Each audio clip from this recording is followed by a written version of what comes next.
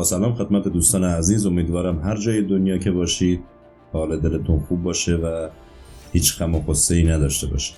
داستان امروز ما داستان دختر زیبای کاهفروش معروف به مونالیزای کرد و تابلوی گران قیمت اونه.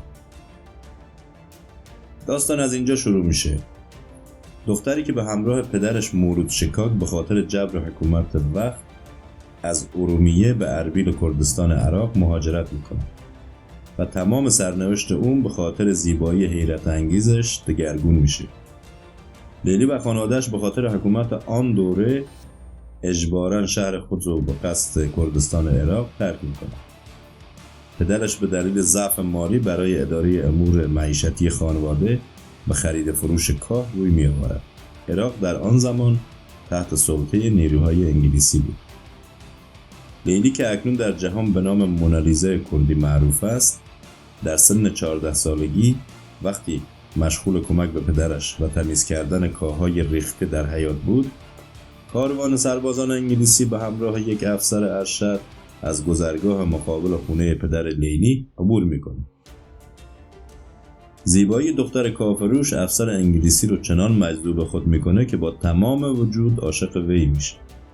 بعد از مدتی همراه چندین افسر دیگه لیلی را از پدر او خواستگاری میکنه، ولی مرد کاهفروش به شدت مخالفت کرده و علت مخالفتش تفاوت دین و آیین ملت کرد با اروپایی ها بوده که علیرغم اصرار مکرر افسران انگلیسی پدرش راضی به این ازدواج نمی شود.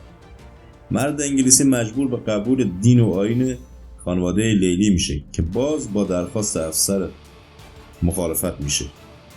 زمانی که افسر میبینه پدر لیلی به هیچ نوعی موافقت نمیکنه، شبی از شبها هنگامی که همه در خواب هستن با کمک افسران دیگه و چندین سرباز به خانه مولود شکاک پدر لیلی میروند و لیلی را با خود به قرارگاه آورده و همان شب افسر و لیلی را راهی انگلستان میکنند.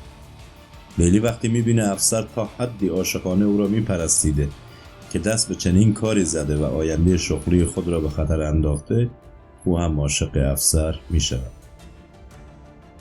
سالها بعد لیلی برای باخبر شدن پدرش از حال و زندگی شاهانه او درخواست یک تابلو از چهرهش به قلم بهترین نقاش شهر میکنه که این تابلو و هدایای دیگر به اربیل نزد پدر لیلی فرستاده میشن تا از نگرانی چند ساله رهایی یابد. هنوز اقوام لیلی در اربیل عراق زندگی میکنند. هنوز هم بازماندگان و نوادگان مولود معروف به مولود شکاک در اربیل کردستان عراق زندگی میکنند و هم اسناد و سایت‌های انگلیسی در مورد کرد بودن این دختر گواه هستند که هویت این دختر چی بوده، که چند نمونه رو با هم میبینیم.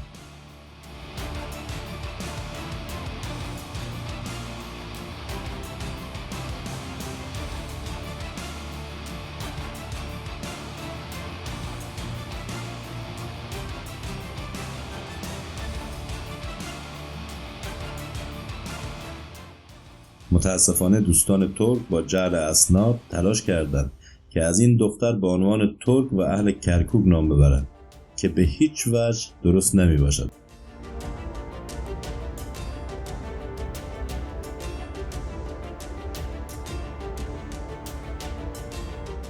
با سپاس از دوستان عزیز، امیدوارم از این ویدیو لذت برده باشید. اگه هنوز کانال ما رو سابسکرایب نکردید لطفاً برای حمایت از ما عضو بشید، زنگوله رو بزنید تا از ویدیوهای جدید ما با خبر بشید. ویدیوها رو لایک کنید و به اشتراک بگذارید تا دوستان زیادی ببینند. با امید سلامتی و خوشبختی همه شما عزیزان.